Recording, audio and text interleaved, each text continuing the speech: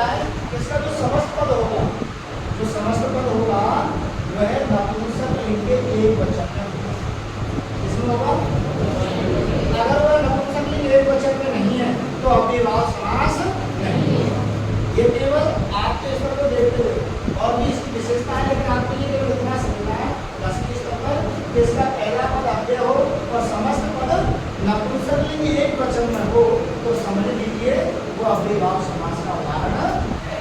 देख कभी बात है जब समस्त पद है, लेकिन विग्रह है तो विग्रह में कैसे पहचानो, तो उसे हम एक सारणी के माध्यम से समझने का प्रयास करेंगे। लेकिन उस सारणी से पहले छोटी छोटी बातें हैं जो मैं इस पर चर्चा करूंगा, जैसे मेरा अध्ययन से पहचानना। आपके लिए अव्ययभाव समास में क्या होता है कि इसका पहला पद क्या होता है, अव्यय। क्या होता है, अव्यय। अर्थात इसको हम कहें प्रधान। क्या कहें, प्रधान। इसका पहला पद प्रधान हो और उत्तर पद, उत्तर का मतलब द्वितीय पद, अंतिम पद क्या हो, संज्ञा पद। अंतिम पद क्या हो, संज्ञा पद हो। और संज्ञा के रूप चलते हैं ना, आपने रात के लगा के कभी के पहले ये सब क्या संज्ञा पद तो है, इनके रूप क्या होते हैं, चलते हैं। पर लेकिन जो पहला पद होगा वो प्रधान होगा, वो अव्यय होगा, उसके रूप नहीं चलेगा। तो इसका पहला पद अव्यय होता है अर्थात प्रधान होता है और द्वितीय पद संज्ञा पद होगा, संज्ञा। ठीक है। और इसका जो समस्त पद होता है वह नपुंसक लिंग के एक वचन में प्रयोग किया जाता है। इसमें नपुंसक लिंग के एक वचन, जब समस्त पद की बात होती है, पहचानने की बात जो चल रही है वो है। पहले हम पहचानना सीख रहे हैं, करना कैसे वो आगे बढ़े। तो पहचानोगे कैसे, पहला पद क्या हो, अव्यय हो, और द्वितीय पद क्या हो, संज्ञा पद, और उसका समस्त पद किसमें हो, नपुंसक लिंग के एक वचन। समस्त पद किसमें हो, नपुंसक लिंग के एक वचन। समझ लेना केवल समस्त पद अव्ययभाव समास का उदाहरण है। पहचान लोगे। अब हम विग्रह की बात करेंगे कि विग्रह करते समय में क्या करना है। तो इसमें देखिए कोई भी समस्त पद आ जाए, कोई समस्त पद आ जाए तो उसका जो पूर्व पद होगा, पूर्व पद का मतलब पहले का पद, वह तो अर्थ लिख करके पीछे कर दिया जाएगा। तो उस पूर्व पद का कुछ अर्थ होगा और पूर्व पद क्या होगा, अव्यय। तो अव्यय का कोई अर्थ जरूर, कोई अर्थ जरूर होगा और उसको कहाँ लिख दिया जाएगा, पीछे।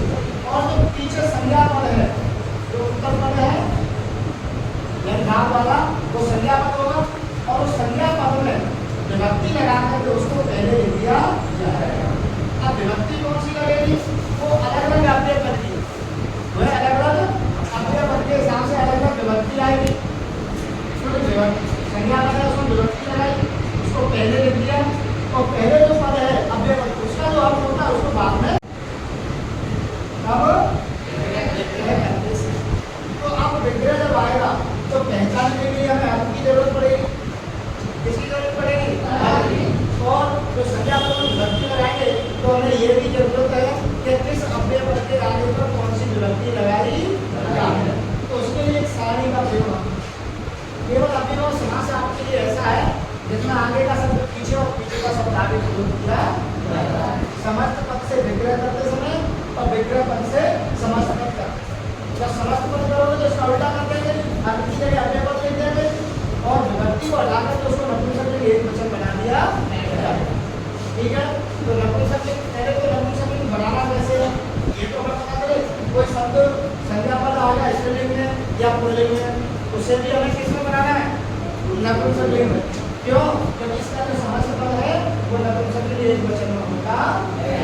तो उसे समझने के लिए नपुंसक लिंग बनाने का तरीका देखना है।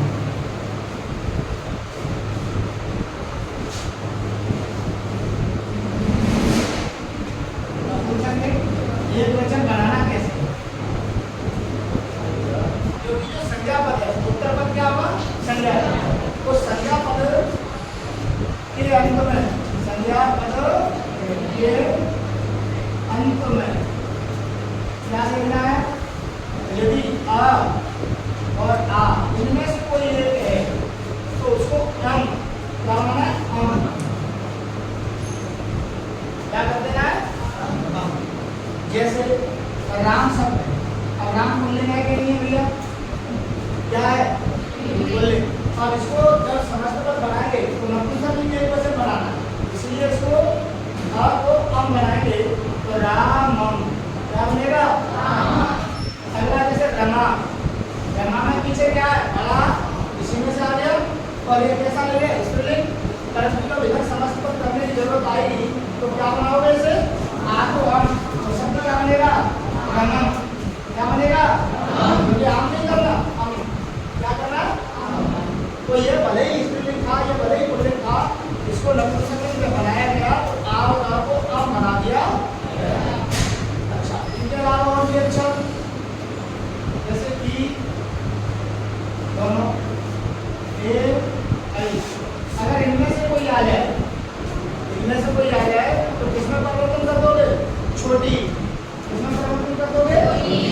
जैसे नदी, बड़ी की है और स्त्रीलिंग में है, बड़ी की मात्रा लगी हुई है आपने, और क्या शब्द है? स्त्रीलिंग। लेकिन जब यहाँ बनाओगे समस्त पद तो किसमें आएगा? छोटी परिवर्तन हो गया नपुंसकलिंग, और ये नदी क्या बनेगा?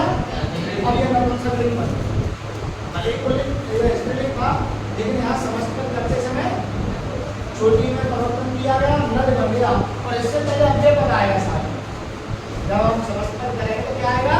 अव्यय पद। अच्छा, ई के बाद में आपका दूध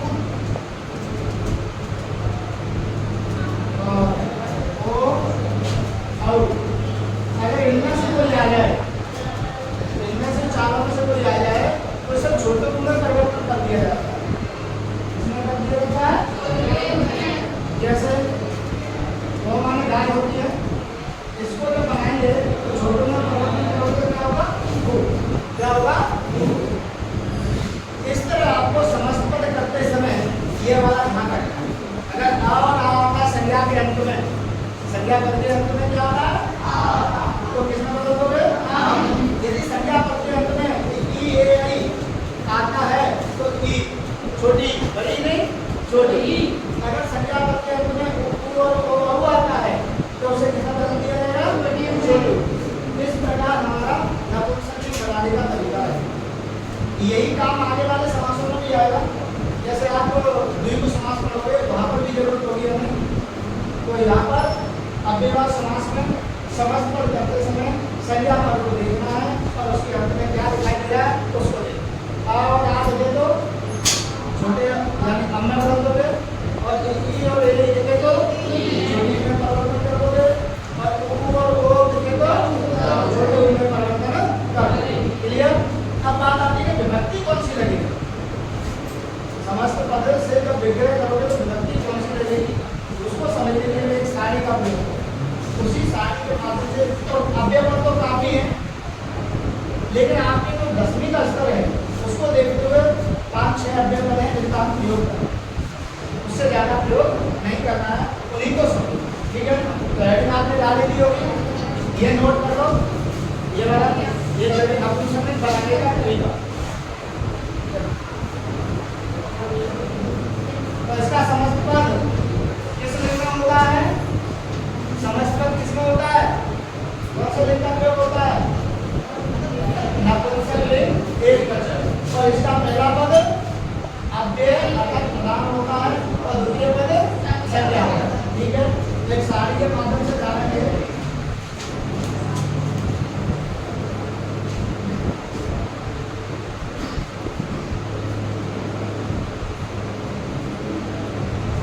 नीचे दिखाई दे रहा है?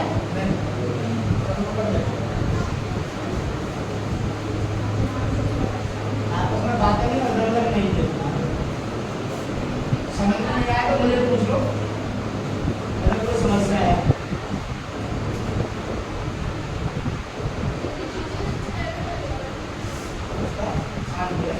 लास्ट में बताया ऑनलाइन चल रही है, आप जवाब नहीं जा रहे।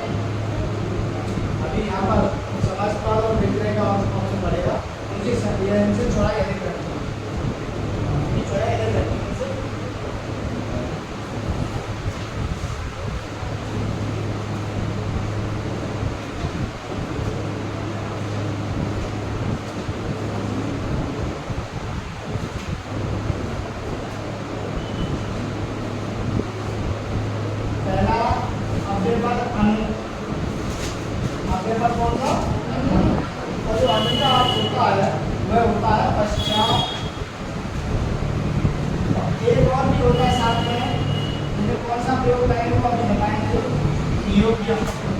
क्या होता है? योग्य।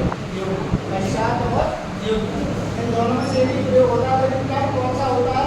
ये सारणी में दोस्तों उसका अर्थ होता है समीपम। क्या होता है? समीपम। लेकिन हमें जरूरत होगी समीपे की। इसकी जरूरत है समीपे। समीप अब क्या होता है? समीपम।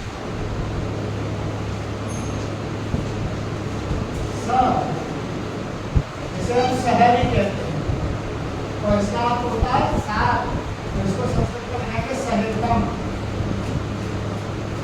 शहर माने साथ होता है, और शहर के ऊपर कौन सी विभक्ति आती है? आपके क्लास में शहर साधन समझ साधन पढ़े देखा है। शहर के ऊपर तृतीय विभक्ति का प्रयोग किया गया था। कौन सा? तृतीय। तो अभी हम विभक्ति लिखेंगे। अगला है निर। निर आपने पहला पाठ में पढ़ा था, निर्जलम वगैरह, तुमने निर का अर्थ बताया था। क्या बताया था? अभाव, कमी, निर्जल बांट दिया था आपको। तो वहां पर निर्वात क्या है? अभाव। अभाव माने कमी। ठीक है। अगला प्रति। प्रति का जो अर्थ होता है वो होता है दीक्षा। क्या होता है? तो पहले समझने का प्रयास करेंगे तो दीक्षा है क्या, उसके बाद इसमें लिखेंगे जो कुछ लिखा है। पहले जो प्रति का अर्थ होता है तो क्या होता है? दीक्षा। अब दीक्षा का मतलब क्या है? जो होता है वह होता है विपसा। और विपसा का मतलब होता है कि जिस शब्द के साथ ये प्रति अव्यय लगा हुआ है उस संज्ञा शब्द को लगातार दो बार लिखना। लगातार दो बार लिखना, और वह भी द्वितीय विभक्ति लगाना। कौन सी विभक्ति? द्वितीय। ठीक है। लगातार दो बार लिखना है और द्वितीय विभक्ति लगाना। कौन सी विभक्ति? द्वितीय विभक्ति। ये किसका मतलब है? दीक्षा का। प्रति का अर्थ क्या होता है? दीक्षा। देखिए अभी तक हम आप लिखते चले आ रहे हैं, यहाँ पर भी अर्थ लिखा है, लेकिन दीक्षा नहीं लिखना। आप प्रति का प्रति लिखना। क्या लिखना? लेकिन इसका मतलब क्या होगा? दीक्षा। और उसका जो संज्ञा पद के साथ में प्रति लगा है तो संज्ञा शब्द को क्या करोगे? लगातार दो बार लिखोगे। क्या करोगे? लगातार दो बार। जैसे मैं यहीं पर बात देखो आपको, प्रतिदिनम। प्रति, अब यह प्रति किसके साथ लगा है? दिन के साथ। किसके साथ लगा है? दिन के साथ।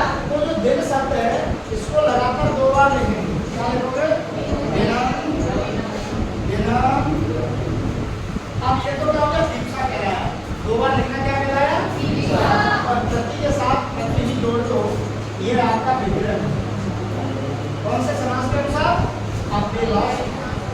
अभी आगे और बताइए, और एक आध एग्जाम्पल आपके लिए लाएंगे।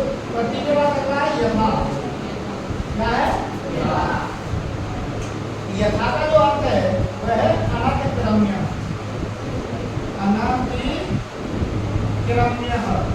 क्या होता है? अनतिक्रम्य यानी के अनुसार, गति के अनुसार। तो यहाँ पर कितने अव्यय पद हो गए आपके लिए? आपके 10वीं के स्तर के लिए 6 होते हैं, इनसे आपका काम हो जाएगा। तो जब समस्त पद आए, क्या है? तो उसके शुरुआत में देखना कि 6 अव्यय पदों में से कोई अव्यय पद है। अगर इन 6 अव्यय पदों में से कोई अव्यय पद उसके अंदर है और समस्त पद नपुंसक के एक वचन में है तो समझ लो कि अव्ययवाद समास का उदाहरण है। इसका अगर इनमें से नहीं है तो समझो अव्ययवाद समास नहीं है। अब आता है विग्रह। अगर विग्रह आए और इन अर्थों में से उस